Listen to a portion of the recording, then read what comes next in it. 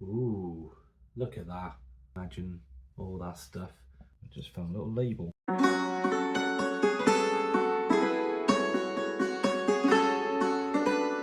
Hello, thank you for clicking on to the Taliesin Antiques YouTube channel. Now, if you've been before, thank you for coming back. If this is your first time, as an introduction, my name is Kieran Hughes-Jones. I'm an antique dealer based in South Wales. I run taliesinantiques.com, which is my own website where I sell all the pieces I find. Now, today's video, I'm sat in my HQ, which is my unit, which, as you can probably see before me, is packed full of most of my items. I do have other pieces boxed up in the back there as well, ready to ship. I've got things in my shop in an antique centre as well. Majority of it is here, and I've got a load of items to show you today. Things I bought over the last couple of weeks. A selection from a car boot sale, my first one of the year, which I'm going to be doing a lot of them over the year. So it's nice to get back into that. A couple of pieces from a charity shop, well, a couple of charity shops, and a few pieces from an auction. So we're going to go through each one, going to talk about why I bought them, what I paid, what I think they're worth, a bit of a history on them, and yeah, look, if you're interested in that type of thing, stick around, because that's what the video's all about. It's just going to be going through the items, and we're going to talk about them, and maybe you'll learn something, maybe you'll teach me something. If there's something that I've missed, please let me know. We're going to start with the car boot haul first of all, and as I say, it's great to get back into it. I haven't been to a car boot sale, so it's February now. I was back in October. I've been focusing on trying to sell my items, probably been buying too much from auctions, if I'm being truthful about it as well. That's something that's going to change now going into the summer. Yeah, so great to be back, and I think I picked up some nice pieces. So the first one, I'm going to show you probably one of my favourites, if not the favourite, from all the items you're going to see here. So here it is. As you can see, it's like an orb or an egg, and ooh, look at that. Beautiful detail on the inside. Now this is just a really lovely piece of studio pottery, and studio pottery, you know, vintage we're talking about now. So it's going to be, you know, it could be any time something like this from the 50s onwards. I mean, it really can be. I think there's a certain amount of age into this that suggests it's probably a bit older than that. You know, it's probably going to be 70s, 80s, maybe 90s in date. But yeah, studio pottery is something worth knowing about. There's a few makers who pull in incredible amounts in terms of value. When I got this, I thought it might be an Alan Warwick, I think I've said that right, piece, and he's known for making these really nice sort of spherical pieces. I'll get some pictures and show them up in the video. And I thought that might be his work. Now, there is a signature on the back, a monogram rather. It looks like a KL potentially, or some variation. I couldn't tell. I put it on one of the Facebook groups. There's a studio pottery group. They're really good, actually, very responsive and helpful. And you know, people said how much they liked it. One person was very helpful and thinks they may have identified a potter called Kim Lim.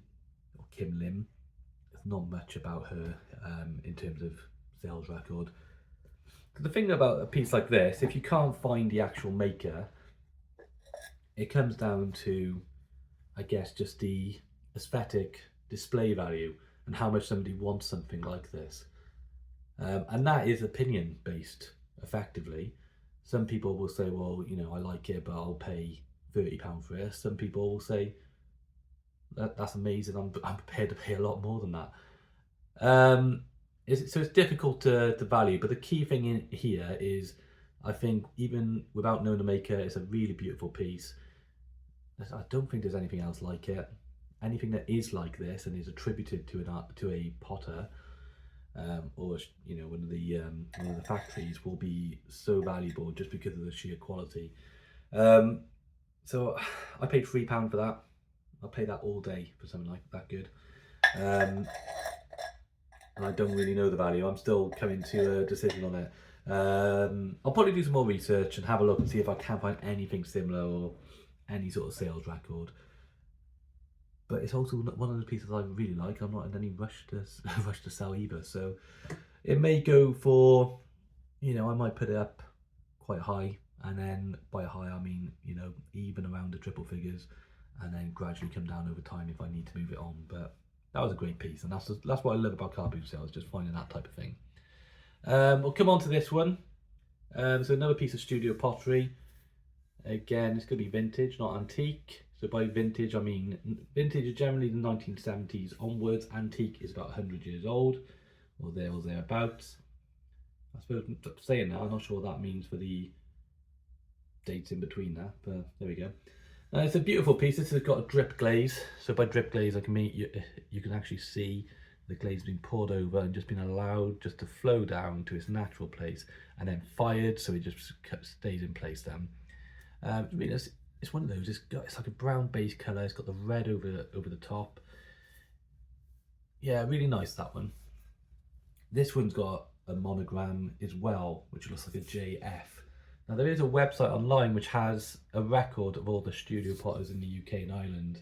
Not all, but a lot of them, and it's really easy to use actually, and might be able to help you identify your studio pottery. I haven't actually done it for this one, so I don't know the real value. If it's a potter with a good following, the value could shoot up. If it's a relatively unknown potter, then you're looking at it just as a piece. Again, decorative value, and I see that as at least a £35, £40 vase, maybe more. Very nice piece. There we go. Paid £3 for that as well. We'll go on to the next one. So here we are, a bit of classic Royal Doulton. This type of glaze, like the treacle effect, and then you have usually a figure in the greens, yellows. There's the mark there. It's known as the Kingman or Kingsman glaze. Can't quite remember off the top of my head. It has a bit of a following, this type of glaze.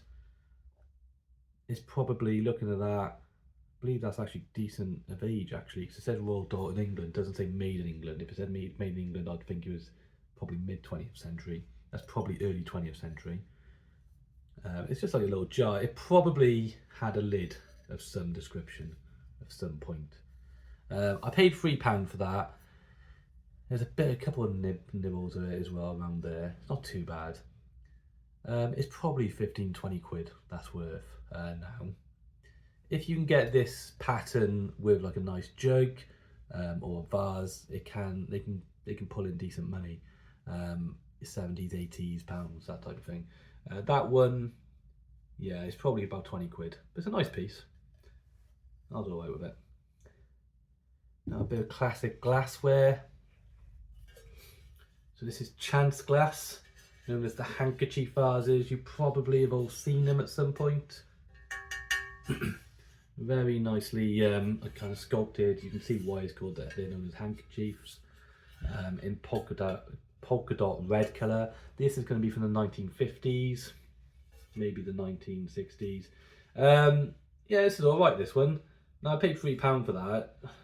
No, it's actually in decent condition. I thought I saw a nibble, but it's kind of, let's see, maybe just part of the making. It's not like a crack or anything. No, it's all in good nick. Now the thing about these, I would expect these to go for more because they got everything that suggests that they should have a bit of a following. It's, you know, it's a unique shape. It's got a range of different colours and styles, some rarer than others. You know, British, and yeah, you'd think that people would like having these, but to be honest, the market is quite low on them. That's probably £15-20. You know, it's a bit of a shame. I might just put this in my shop because it's one of those pieces where somebody who's not that familiar with a lot of studio glass, or just like the shape of it, and just, you know, that could go in a modern home quite nicely as well. So I might just put it for £15-20 in the shop and let someone pick it up. But yeah, it's a nice piece. £3, why not, eh? What else we got? Well, I'm going to show you this. I just knocked the camera. Look at this, isn't this a weird little thing? So it's a wooden cat. Interestingly, just earlier today I bumped into Edward from Antiques Arena. I'm sure everyone who watches this channel has heard of that one. If you haven't, you need to check it out. The best antique channel on YouTube, in my opinion. So he was up in a charity shop I was at. We had a bit of a chat. I showed this to him. I was like, I basically said, I'm not sure why I picked this up, and he made a very good point actually, which is it reminded him of the Potosí cats. So Potosí is an Italian um, ceramics factory, very prominent in the 1960s, 70s, huge following. I love their work. They're known for their rimini blue colour and the amazing kind of abstract styles. They make lots of different figures as well, and they do have cats that look just like that, especially around the eyes. I think the shape's exactly the same. But that was quite an interesting take. If it was a Bertozzi ceramic one, yeah, big money. I'm pretty sure they would be up to 100, maybe even over £100. As this is a wooden carved one, it's not going to be worth that much, but maybe it's worth something. Maybe there's a reason that maybe this is a style that Bertozzi based their artwork on. I'm not sure, so I'm going to look into that a bit more. That cost me £2. Even if it's not worth, even if it hasn't got that much value, it's not. It's only £2. That's a great thing about boot sales. So I keep knocking the camera. What should we come on to? This is the next one. So this is a Stein. Lovely little piece. Glass Stein. So usually Stein's the ceramic. This is the glass one, and you see the rampant lion motif on top. That is quite unusual. So yeah, that would, of course, back in the day when it was made, Phil, it would be a, you can imagine all that stuff in the Oktoberfest, all that. Yeah, great things. Yeah, someone's going to like that just for their bar, man cave, that type of thing. It needs a clean. The glass needs a clean. This is going to be pewter or silver plate on top. I'm going to probably give that a bit of a clean over. I might leave that. I'm not totally sure yet. Some people just like their metal being left completely alone, so might just leave it. Now it has. I've just realised it's got some markings in here, which I didn't think it did. What does it say? Made in W Germany. Aha, that's good. So W Germany means West Germany. Now West Germany existed after the Second World War, 1945, right up to about 1990. I think it was 1989 actually. I think it was 1989 with the end of the Soviet Union. No, German unification I think was 1990 actually, when East and West Germany came back together. So that helps me date it, is what I'm getting at. Probably going to be in 1960s, 70s, might be a bit older. It's also got the maker, I think that says BMF. So I'm going to be able to find out a bit more about this. I think that's worth about 35 quid anyway. I paid £1 for that. So there we go. Another nice little buy at the boot sale. What we got next? Well, these are great. I love these. So I picked up these little wooden figures. So you can see this one is like a soldier with his shield and his pike, his helmet. This one is more of a forager. Nice little basket of apples. Oh, and good nick these are. Got a couple more. This one as well. Someone carrying logs. Yeah, his head moves about a bit. Don't do that too much.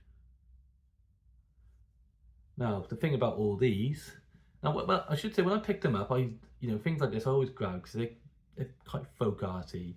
I thought they might have been Norwegian or Swedish, one of the Scandinavian countries, because they're known for doing a lot of folk art like this. But very easy to know where they came from. Each of them has this sticker on the base, which says made in USSR. So if anyone who doesn't know, the USSR is the former Soviet Union. The Soviet Union, again, dating after the Second World War up until the end of the Soviet Union, which was 1989. And with that sticker, of course, Soviet Union being modern day Russia. Yeah, so with that sticker, they're probably going to be 1980s, 70s. I would have thought maybe a bit older than that. I'm showing you the other one. This is a bit different. This is more, you could probably tell a bit more this is Russian. And that's got a different sticker, made in USSR. Salvo, I haven't looked that up. This is just, again, nicely wooden carved. I'm just trying to, does it open? Oh, it opens. There we go. I was wondering if all those Russian dolls were going to come out then. There we go. So, that's back on. Yes, I looked up these. I was able to find examples of these figures. I haven't found anything for this one yet. I paid 50p each for those four, and they're looking around 20 quid each. So again, a nice little buy. That's the great thing about the boot sale. And that was it from the boot sale. I think that was a nice little haul. It was great to get back in there, and I'm hopefully going to have a lot more of those type of hauls now over the summer, as I'm going to a lot more. I'll show you a couple of my charity shop buys. Now this one first of all, it's a nice little picture. See how close I can get it. Now my first, you always have a first instinct when you see things. You think, oh, is it that? So my first thought was, is that it's a Kyffin Williams print? The most famous, most valuable Welsh artist, highly sought after. Even his prints go for hundreds of pounds. And that's what I thought. I thought that might be what you're looking for is either he signed it completely or it's a monogram KW. The other thing about his work is it is highly faked. So you have to keep an eye out for that as well. I don't think it's him. It looks more like NWR is the signature here. Now, I think this is a print. Usually prints are really easy to work out because you just get an eyeglass on them and you can just see little dots. I think that's the case for this one. Or it's going to be some sort of pastel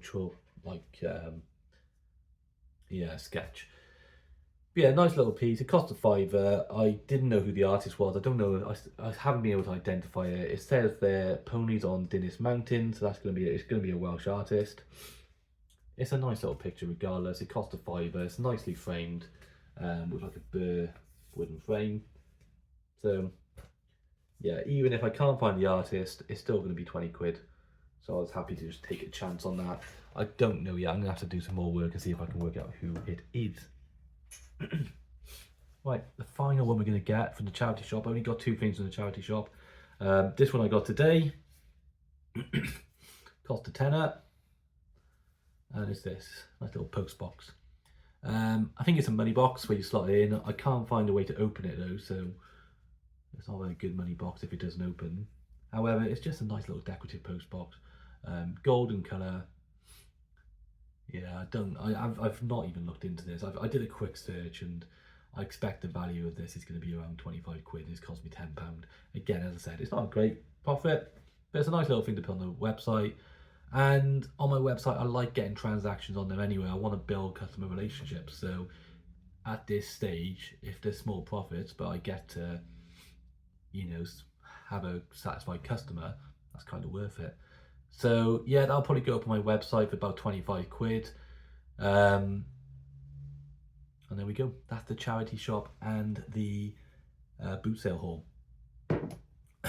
So I'll take a pause and I'll go and get the stuff from the auction. We'll have a look at them as well.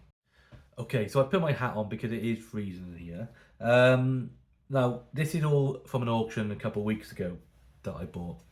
Now it's going to be an interesting contrast because you're going to see the values are different, but also the items are quite different as well. You do pay more. You do get, I suppose, there is more of a chance of getting these odd bits and pieces, but they do cost more. And most of the time, you're not going to make a big profit at an auction. I found they're a good way to learn about the business and get your hands on different things and to experience getting these items. And if you've got the time and the money where you can buy an item and you're happy to wait till you get the best price for it, then auctions are great for that. For me, they always have been great. Now I need to be making more business. I need to be selling more. I need to be getting more transactions. So it's not always the best for me. So this is why I'm going to be doing it a lot more sparingly going forward. Although there are some amazing pieces here. So the first one is I've got a lot of what's called a lot of different items. So I forgot what it also is referred to. But basically it's one lot where a lot of different things have been put into there. I think I paid about 40 quid after commission for it. And there's all sorts of different pieces to look through now. So this is the first one. So if you have a look at that, that is an old piece of bronze. And I can tell there's a few things. You've got the pitting, it's not in the original condition by any stretch. You know, there's a bit off the moustache there, so it's clearly a Chinese, yeah, based on a Chinese person. There's the verdigris all along, it's inconsistent. So verdigris is oxidization that you get on copper metal alloys. Yeah, there's chips. This is a bit of an odd one, and oh, hello. I just found a little label. This must have been from the original, one of the previous sellers. Hung Wu, 1368 to 1988. 1398. Ming Din. Oh, okay. So that just means that somebody who owned this before believed this to be a Ming Dynasty bronze. You know, and maybe it is. I'll have to look into that. I couldn't tell you the value at this stage. I really don't know. I'm gonna have to do some research on that one. But a Ming Dynasty little head like that should be worth something, shouldn't it? Interesting. I'll go on to this one. So this is a bit of rose quartz. So it's a gemstone that has been carved, probably from like a lot of rubbing. This is because there are some incursions on this, so it's not in the best condition. I have had rose quartz pieces in the past, and this seems to be a common feature. They're never in perfect condition. I don't know if that's, I don't think it's been glued back into place. If it has, it's been very well done, or if it's just a break around the leg there. There's a couple more. These are a little bit fragile, but if you put that to one side, what a beautiful piece in rose quartz. Very nicely done element. I think this is probably a 20th century one, if I'm being honest. There's a level of detail, the lines, everything suggests that it's probably a more modern one using more modern machinery. But I don't know for sure. I'll do some more research, see if there's similar pieces, and if there are ways to date it. And again, I really don't know the value. What I had before was a phoenix, really big, and that was a lot more damage than that. And it was probably a bit older. Because of the damage, I think it went for about £85 in the end. So that will probably come in less than that, but still an interesting piece. We'll stick with the Chinese stuff. So I got 3 of these. So little soapstone vases, and they all got this food dog line top, although they don't. I'll need to find the right ones to fit on the. I think they fit on. That's not a very good fit, but I'll just show you anyway. So there's 3 of them. They're quite difficult to put up to the camera. They've all got little wooden stands, and they've all got those little food dog lids. I mean, obviously, if they just sat on a shelf like that, that's going to be fine, but moving them around is a bit of a balancing act. So they're very nice. These are all the same lot, as they all part of that 50 quid lot. There's a few more things to show you. We'll just do things a little bit different. There we go. So it's a little wooden figure. These are 3 monkeys, which they represent, was it hear no evil, see no evil, spell no evil, I guess. I can't remember what the phrase is now. But that is actually quite a common kind of figure representation you get, and this will be probably still Chinese or Taiwan or something like that. But they're more modern. They'll probably just go to my shop for about 15 quid. Just mix things up a little bit with these 3. So what you got here is 3 African wooden combs. These are all modern souvenir, tourist wear. I don't know what part of Africa they would have come from. I'm guessing it. I mean, they look kind of Makonde, maybe. Maybe this Kenyan.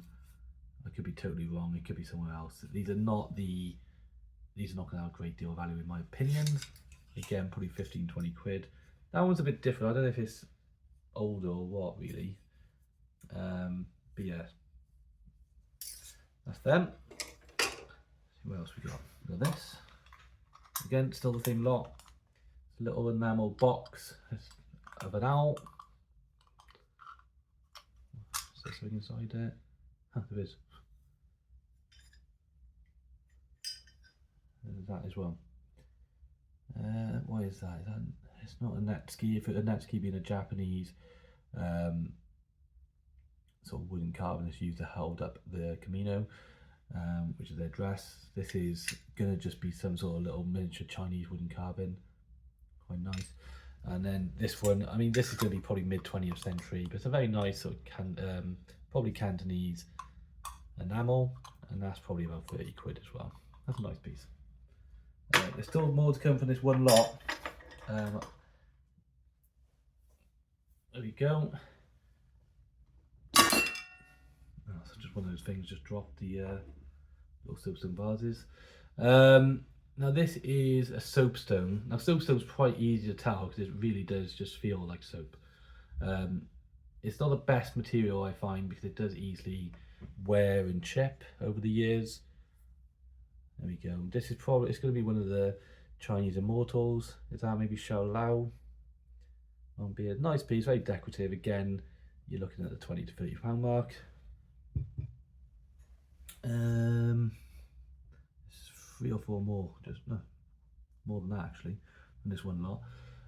This is a bronze, and that is a foo dog. So they're also known as temple lions. This is interesting. This looks like it's come off something. Legs come off, look. So it doesn't sit very well. But this was probably part of something else. As you can see, there's a little compartment there, but it's definitely got some age to it. There's the signs of verdigris again, and it's inconsistent. It's what you kind of how you want to see a verdigris. If it's faked, it's usually over the top and just overdone in one place. This one seems to be done where you'd expect to see it. So again, I've got to do some research on if that's got how much value that's got, because it is broken.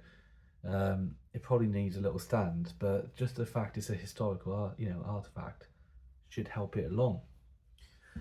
We'll go to this one. Just a random piece to go in with mainly Chinese items.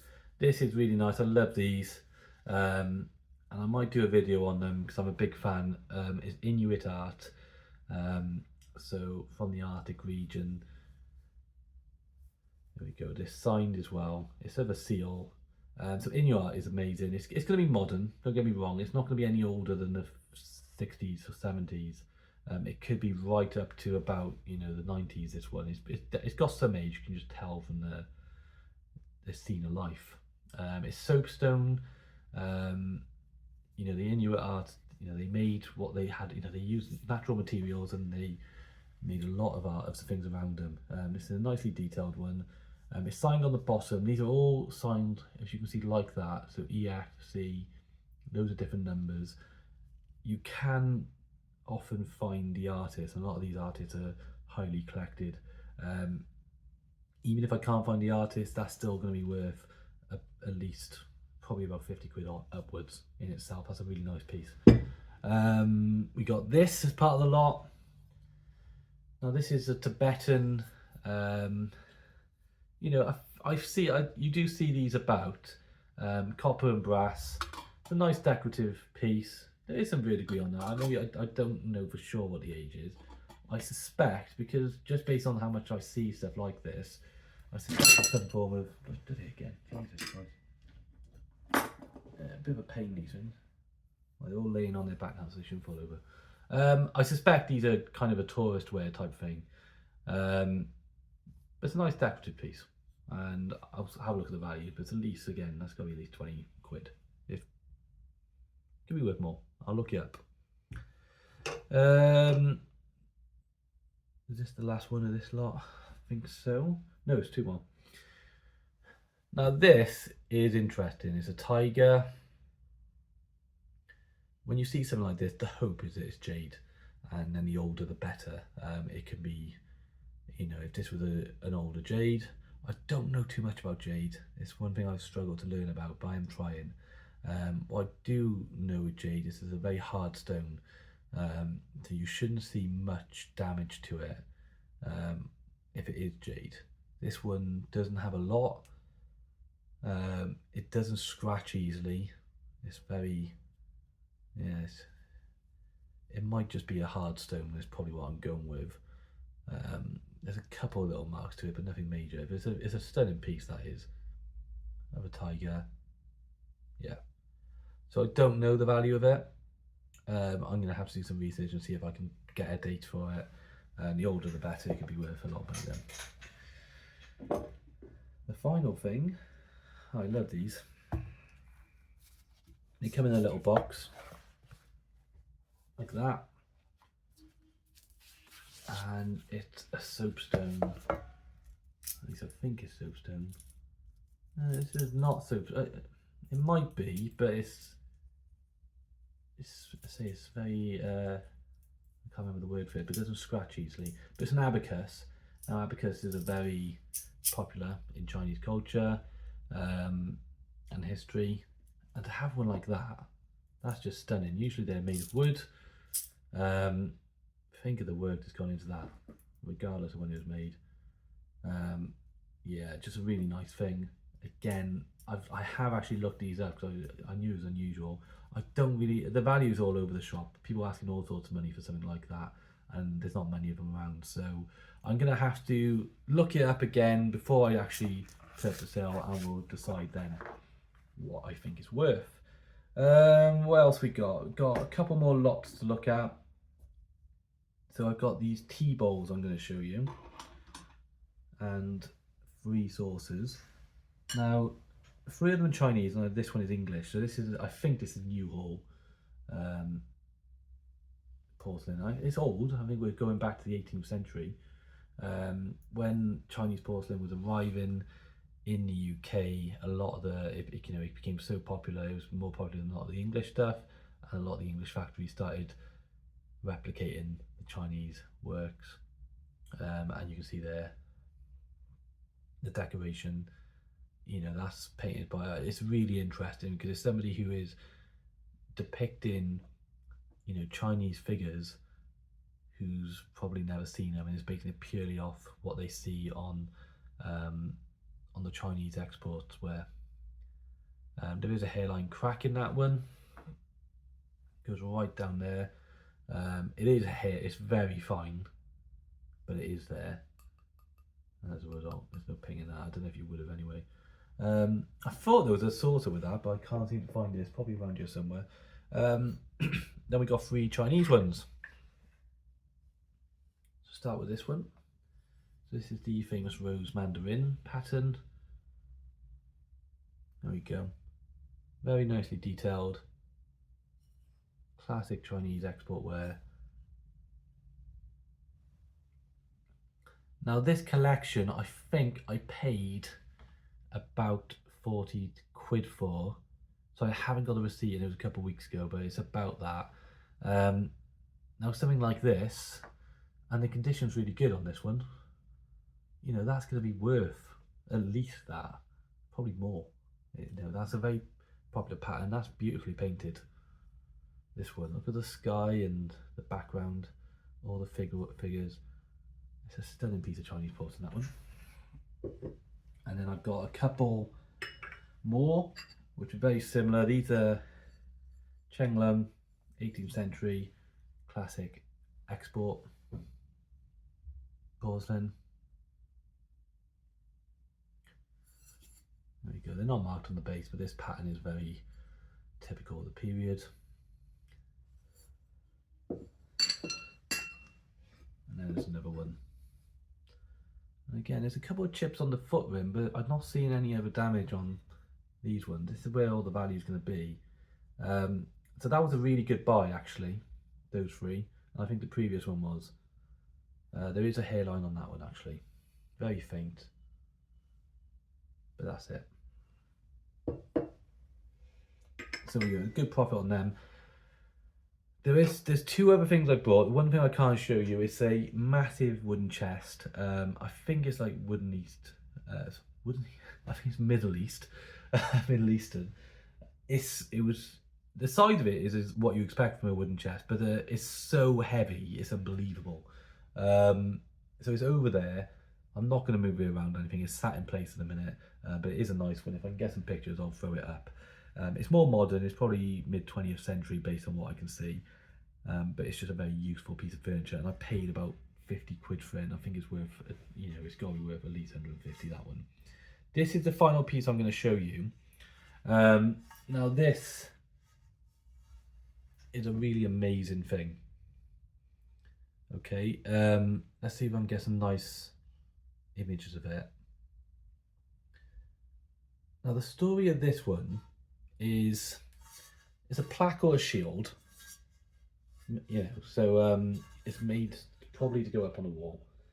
It's silver plate. I can't magnet. Let's just make sure there's no. Yeah, there's silver plate on copper. There is some glit in there, so it looks like it must be on copper because I can see it coming through. This is just an amazing piece of history. So I think these, like, basically I bought it because similar ones that look like this are from Elkington and Co. And these scenes around it are from the from Paradise Lost. The thing about this one is, this one, the ones I found, this were quite a bit bigger. I think you know, we're looking at maybe even double the size of this, and they were going for £2,000–3,000. This one is a bit different. It's got themes, I think, from Paradise Lost, but it's also got a coat of arms in the middle as well, which I didn't see in the other one. What's it, around the borders? You got, yeah, more scenes. I mean, that looks like a, what is that? Maybe a shooting scene, something like that. It's going to be late 19th century. There's a lot of hunting going on. There's so much work in this. Now, this didn't come cheap. I got caught up a little bit. I really wanted it. I just thought it looked amazing. I couldn't wait to really find out what it was. I think I paid about 140, 150 quid for that. But you know what? It is a lot of money. That, you know, I'm trying to reduce my spending at the minute. But I'll tell you what, it's worth it all day. It's worth a lot more than that. It's a beautiful piece. There's no mark on it, as you can see. So there we go. Sometimes you just gotta go with your instincts, and that's what I did on that one. It's not for sale at the minute, but I can't wait to look into it and find out, you know, how much it's actually worth. I don't have a figure to give you at the minute. I just know how much I paid for it, and I'm going to be asking a lot of money for it. I know that much. So yeah, an absolutely stunning piece. Okay, that's the video. It went on a lot longer than I expected. You know, I can get a bit into these pieces I bought and enjoy talking about them, clearly. We also went through a lot of stuff, but as you saw the boot sale items, you saw the couple of pieces from the charity shop, and then you've seen the auction items. What a great mix. Obviously the values and prices are all over the place. As I was referring to in the video, my strategy going forward is I'm going to be buying a lot more now from boot sales and from like shops, house clearances, that type of thing, because of just how my business is going. I need to reduce my spending on auctions because it is too much, and also I'm trying to transition from selling a lot of my items on eBay now over to my website. So there's going to be a period when I'm not going to be getting as high volume in sales whilst I'm trying to build that. So I just need to be careful with my spending. So there we go. It's interesting to see the difference. I'm very happy with the items I bought at the boot sale though. I think they were really interesting and different. And you can't complain about when you're paying £3 for things I bought as well. So there we go, a really nice lot of items to have a look at. These will all go up for sale soon. I was on the end of this video going to do a tour of my website as well, but I'm noticing that this video has gone on a bit. So if you head over to my website, taliesinantiques.com, I'm adding loads of items on there every day at the minute. Loads of different categories to have a look through. I think we're up to almost 400 items. It's gonna be, you know, it's gonna be double that soon. I've got so much stuff to list, and yeah, there's a lot of great stuff coming. Look, if you're still with me, thank you for sticking this far in the video. You can, if you can do me a favor, especially if you like the content, if you can subscribe to the channel. I'm really hoping to build up quite a good following, and I can make more, you know, it encourages me to make more videos and more interesting ones. I've got coming up, I'm going to do a few more antique hunting videos. I've got a few places I've got look into and I'm going to head to, and we're going to do a couple more tours. And I am going to plan to do a couple more of the videos where I talk about specific pieces. So I've done one on cloisonne, Chinese and Japanese. I've done an African art, kind of deep dive beginner's guide. I'm going to try and do an Inuit art one soon as well. But there we are, that's the video. Thank you for sticking with me, thank you for watching, and I will see you again. All the best, bye bye now.